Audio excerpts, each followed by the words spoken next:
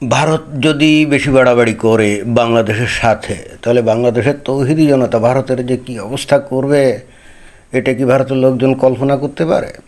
আমার মনে হয় যে পারে না। ভারতের পাবলিকের বোঝা উচিত যে বাংলাদেশের তৌহিদি জনতা অর্থাৎ মমিন মুসলমান, তারা কিন্তু বীর পুরুষ, তারা কিন্তু মরতে ভয় পায় না, তারা জানবাজি লড়াই করবে। অতএব ভারত যদি এখনও সংযত না হয় এবং বাংলাদেশের সাথে যদি খুব বেশি বাড়াবাড়ি এখনও করে যেতে থাকে এবং নানা রকম ষড়যন্ত্র পাকাতে থাকে, তাহলে ভারতের যে কী পরিস্থিতি হবে এইটা শুধু একমাত্র উপরওয়ালাই জানে। তবে হ্যাঁ, এখানে যে হুজুরকে দেখা যাচ্ছে না, এ হুজুর কিন্তু বলছে যে বস্তুত বেশি বাড়াবাড়ি করলে ভারতের কী অবস্থা করে দিবে এবং ভারতকে কীভাবে দখল করবে সেই কায়দা কানুন কিন্তু এখানে অত্যন্ত প্রাঞ্জল এবং সহজ সরল ভাষায় বলে দিচ্ছে। আমরা সেটা একটু শুনি। বেশি বাড়াবাড়ি করলে, বেশি নয়, বাংলাদেশ থেকে 1.1 কোটি মানুষ মুসলমান যদি যায়, ভারত চোখের পলকে আমরা দখল করে নেব। যে হুজুর বাংলাদেশের তৌহিদি জনতা যদি খ্যাপে তা এবং ভারত যদি অতিরিক্ত বাড়াবাড়ি করে, এবং যেটা ভারত করেও, তো বাংলাদেশের তৌহিদি জনতা 1-1.5 কোটি এরকম যদি হঠাৎ করে যদি ভারতের উপরে ঝাঁপিয়ে পড়ে, আসলেই তো ভারত কী করতে পারে? ওরা বলে ওদের কি রাফাল বিমান আছে, তাই না, ব্রাহ্মস আছে, তার পিনাকা রকেট সিস্টেম আছে। তো এইগুলো দিয়ে লাখ লাখ কোটি কোটি মানুষকে থামানো যাবে নাকি? না, যাবে না। তো যাই হোক, অনেকে মনে করতে পারেন যে হুজুর পাগলের মতো উন্মাদীয় প্রলাপ বকছে, তাই না, এবং অবশ্যই বিষয়টা অনেকটা তাইও, কিন্তু বুঝতে হবে যে এটা কিন্তু বস্তুত ভারতকে এরা কী পরিমাণ ঘৃণা করে তার বহিঃপ্রকাশ।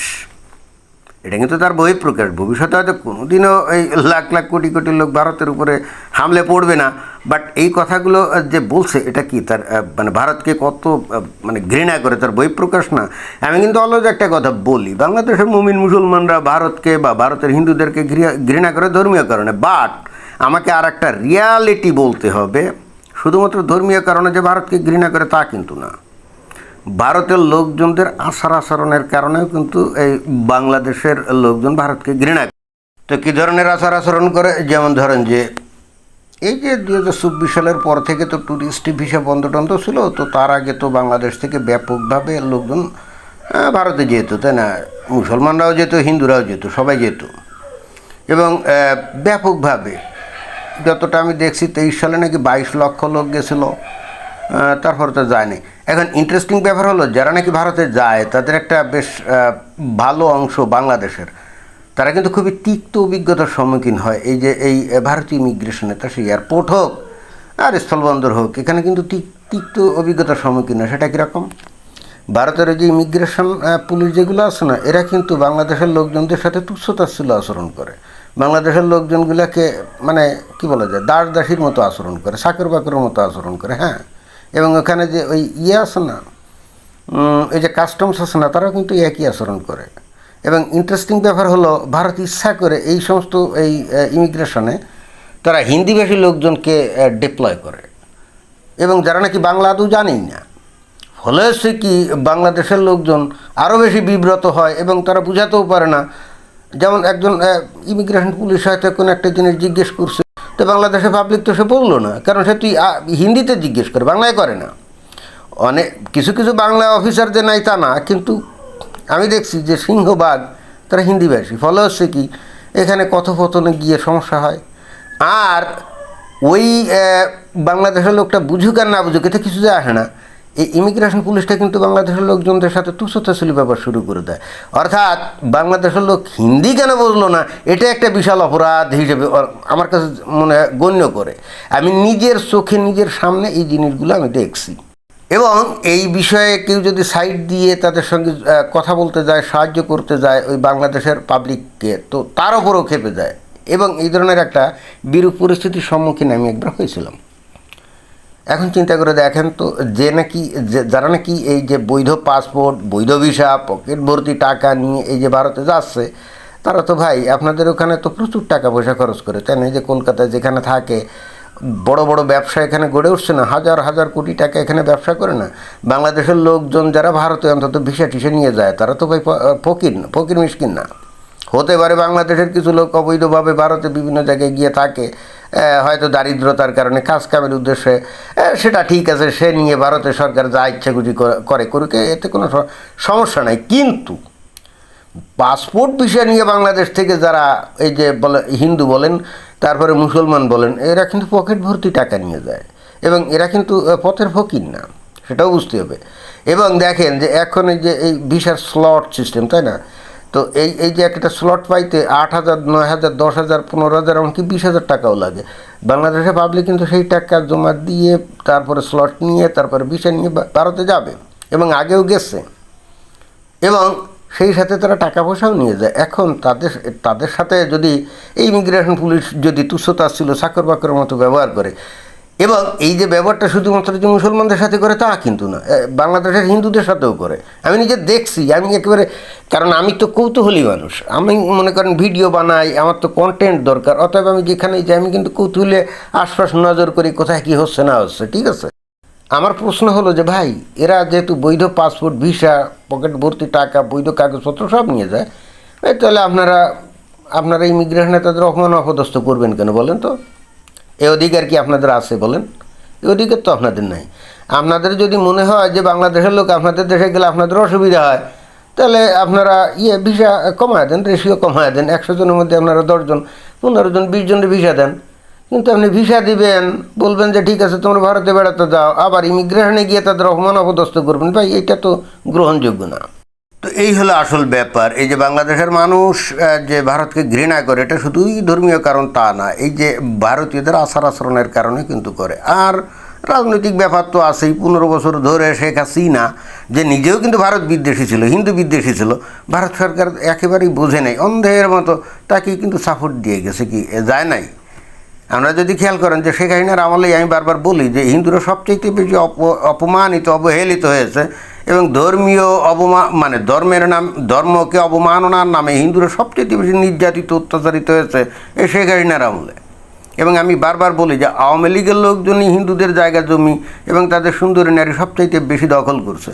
তো এই মানে ভারতের গোয়েন্দা যে নাকি বাংলাদেশে গিজ করে, তোরা কি এই সমস্ত মানে খবর জানে না? তো জানলে পরে সেই গায়নার প্রতি তাদের অকুণ্ঠ সমর্থন কী কারণে ছিল। এবং আজকে দেখেন, চিন্তা করে, যে মানুষটা ভারতকে ঘৃণা করে, হিন্দুদের ঘৃণা করে, তাকে সেই আবার ভারতে গিয়ে আশ্রয় নিয়েছে। ভারত সরকার নাকি তাকে একেবারে প্রধানমন্ত্রীর প্রোটোকল দিয়ে তাকে মানে করে, যত্নআত্তি করে, তাই না? তো যাই হোক, এই ইন্টারেস্টিং ব্যাপার হলো যে এই পশ্চিমবঙ্গে এই যে কিছুদিন ধরে মানে ইলেকশনের আগে আমি দেখছি যে এই যে বিজেপিরা একটু বাংলাদেশের হিন্দুদের ব্যাপারে কথাটা বলতো, একটু উচ্চবাচ্য করতো। এটা কি বাংলাদেশের হিন্দুদের প্রতি তাদের বিশাল ভালোবাসা, মায়া মহব্বত এই কারণে নাকি? না, মোটেও না। এইটা বস্তুত ওই যে বিজেপি যাতে ক্ষমতায় যেতে পারে ওই জন্যই করছিল, তাই না? আদারওয়াইজ হিন্দুদের মধ্যে জাতপাতের কারণে তো হিন্দু ভ্রাতৃত্ববোধ তো একেবারেই নেই। আর ভারতের হিন্দুরা তো বাংলাদেশের হিন্দুদেরকে নিচু সম্প্রদায়ের মানুষ মনে করে, আর পশ্চিমবঙ্গে একটা বিশাল জনসংখ্যা হলো উচ্চ সম্প্রদায়ের মানুষ, মানে তারা মনে করে আর কি, মানে তারা কি ব্রাহ্মণ, তাই না? হারলার পোতের ব্রাহ্মণ। তো এরা মানে বিশাল উচ্চ শ্রেণী। আচ্ছা ভাই, আপনারা ব্রাহ্মণ কিসের উচ্চ শ্রেণী? মানে কিসের বুনিয়াদে আপনার উচ্চ শ্রেণী? ব্রাহ্মণ কারে বলে? ব্রহ্মজ্ঞানে জ্ঞানী, যে আপনাদের সেই জ্ঞান আছে। এবং এই কোনো কিছু না থাকা সত্ত্বেও শুধু যে পদবী আছে বন্দ্যোপাধ্যায়, চট্টোপাধ্যায়, এই কারণে বাংলাদেশের হিন্দুদেরকে আপনারা নিচু সম্প্রদায় মনে করেন, এবং সেই হেতু বাংলাদেশের হিন্দুদের প্রতি আপনাদের ন্যূনতম কোনো শ্রদ্ধা ভালোবাসা নাই। এবং এটা আমি এই যে আমার ইমিগ্রেশনে আমি দেখি হিন্দুদেরকে অপমান অপদস্থ করে, সেখানে হিন্দু বলে যে একটু খাই খাতির করবে না, সেটা করে না, এটাই বাস্তবতা। অর্থাৎ আমি যেটা বলতে চাই যে এই যে বাংলাদেশের মানুষ ভারতকে ঘৃণা করে, এটা শুধুমাত্র মানে ধর্মীয় কারণ বা রাজনৈতিক কারণ তা না, আপনাদের আচার আচরণের কারণে করে। এবং দেখেন যে এই একই আচরণ আপনারা অন্যান্য দেশের লোকজনের সাথেও করেন। বলে ভারতের চতুর্পাশে যত প্রতিবেশী দেশ আছে না, কোনো দেশই কিন্তু ভারতকে পছন্দ করে না। এগুলো কি আপনারা খেয়াল করছেন? আপনারা মনে করেন যে আপনারা ভালো আচরণ করবেন না মানুষের সাথে, মানুষকে ইজ্জত দিবেন না, সম্মান দিবেন না, আপনারা হয়ে যাবেন কি মানে পরাশক্তি। পাগলে পেয়েছে আপনাদেরকে। আগে একটা ভিডিওতে আমি বলছিলাম না যে উন্নত গুলাতে ভারতের হিন্দুদেরকে মানুষ মানে উন্নত দেশগুলাতে ভারতের হিন্দুদেরকে কিন্তু অসভ্য মনে করে। হ্যাঁ, এটাই রিয়ালিটি। আপনারা হয়তো শুনে আশ্চর্য হচ্ছেন। আমি অনেকের সাথে কথা বলে দেখছি, আপনাদেরকে তারা অসভ্য মনে করে শুধুমাত্র আপনাদের এই জাতপাত প্রথার কারণে। তারা বলে যে জন্মসূত্রে তো একজন মানুষ উঁচু নিচু হতে পারে না। এবং ঠিক এই একটা কারণে পৃথিবীর উন্নত দেশগুলো এতদিন ধরে আপনাদের দেশে বিনিয়োগ করে নাই। তারা বিনিয়োগ করেছে চায়নাতে। চায়নাতে কিন্তু জাতপাত প্রথা নেই, সেখানে সবাই সমান। যদিও চায়নার কমিউনিজমের সাথে তাদের আদর্শগত বিশাল শত্রুতা, তারপরে ভারতকে বাদ দিয়ে তারা কিন্তু চায়নাকে সিলেক্ট করছে। এখন মনে করেন যে হয়তো ভারত এখন চায়না যেহেতু পরাশক্তির দিকে যাচ্ছে, একটা ঝামেলা তৈরি হচ্ছে, একটা প্রতিদ্বন্দ্বিতা তৈরি হচ্ছে, এই জন্য কিছু কিছু প্রতিষ্ঠান হয়তো ভারতে ঠেকায় পড়ে মনে করেন বিনিয়োগ করছে। এটা আপনাদেরকে বুঝতে হবে, ঠেকায় পড়ে, বুঝছেন? এই যে ট্রাম্প আপনাদের উপরে ভীষণ ভীষণ ক্ষিপ্ত, কারণ কি জানেন? কারণ এই একটাই, আপনাদেরকে সভ্য মনে করে না। তো যাই হোক, আমার বক্তব্য পরিষ্কার। আপনারা খামখা বাংলাদেশ মানে আমি তো বাংলাদেশের মানে আমাদের সাথে খারাপ ব্যবহার করবেন কেন? আপনাদের পছন্দ না হলে আপনারা ভিসা দিয়ে না, আমরা যাব না আপনাদের দেশে, কিন্তু আপনারা ভিসা দিবেন, এরপরে ইমিগ্রেশনে গিয়ে আপনাদের অপমান অপদস্থ করবেন। ভাই, এটা গ্রহণযোগ্য না। এগুলো করে আপনারা সামনের দিকে এগোতে পারবেন না, বুঝছেন? আর বাংলাদেশ যে সত্যি ভারতকে বিপদে ফেলতে পারে, এটা আপনাদের বোঝা উচিত। কীভাবে জানেন? বাংলাদেশ যদি ভারতকে আসলেই শিক্ষা দিবে সিদ্ধান্ত নিয়ে আমেরিকাকে ঘাঁটি করতে দেয়, তারপরে মনে করেন চায়নাকে ঘাঁটি করতে দেয়, পাকিস্তানের আইএসকে যদি এনে বসায় বাংলাদেশে, আপনারা কী করবেন? আমেরিকা যদি ঘাঁটি গাড়ে বা চায়না যদি ঘাঁটি গাড়ে, বাংলাদেশের লোমটা টাচ করার ক্ষমতা আপনাদের আছে? নাই। ইচ্ছে করলে বাংলাদেশে একটু রিস্ক নিয়ে হলে আপনাদের বহুত ক্ষতি করতে পারে। এটাই রিয়ালিটি। আপনারা যদি ভারতের অখণ্ডতা রক্ষা করতে চান, আচার আচরণ চেঞ্জ করেন, দৃষ্টিভঙ্গি চেঞ্জ করেন, বুঝছেন? বাংলাদেশের মানুষের সাথে চাকর বাকরের মতো আচরণ করবেন, আর বাংলাদেশের মানুষ চুপ করে বসে থাকবে, জি না, এইটা কখনোই করবেন না। আমি আবারও বলছি, বাংলাদেশের মানুষ ভালো না লাগলে দরকারে ভিসা বন্ধ করে দেন, কোনো দরকার নেই। তাই বলে আপনারা ভিসা দিবেন, আবার ওই ইমিগ্রেশনে অপমান অপদস্থ করবেন, কর্কশভাবে ব্যবহার করবেন, এটা গ্রহণযোগ্য না। অর্থাৎ এইগুলো বন্ধ করার জন্য আমি আহ্বান জানাই। এবং আপনাদের ওই ইমিগ্রেশনে অন্তত বাংলাদেশের যে বর্ডার, এখানে আপনাদের হিন্দিভাষী লোকজনকে এখান থেকে ট্রান্সফার করে বাংলাভাষী লোকজন এখানে ডিপ্লয় করা উচিত, বুঝছেন? এবং তাদেরকে ট্রেনিং দেওয়া উচিত যে তারা যেন বাংলাদেশের মানুষের সাথে ভদ্রভাবে আচরণ করে। হ্যাঁ, এটা আমি আপনাদের বললাম। আমি জানি না আপনাদের ইমিগ্রেশনের কেউ, ভারতের কেউ আমার এই বক্তব্য বিবৃতি শোনেন কি না। আপনারা খুব ভালো করেই জানেন যে আমি সত্যি কথা বললাম নাকি মিথ্যা কথা বললাম, তাই না? অর্থাৎ ভাবিয়া করিও কাজ, করিয়া ভাবিও না, এইভাবে কন্টিনিউ আপনারা আমাদের সাথে দুর্ব্যবহার করবেন এবং এরপরে আপনারা মানে আপনাদের খুব ভালো হবে, এটা আশা করা ঠিক হবে না। ধন্যবাদ।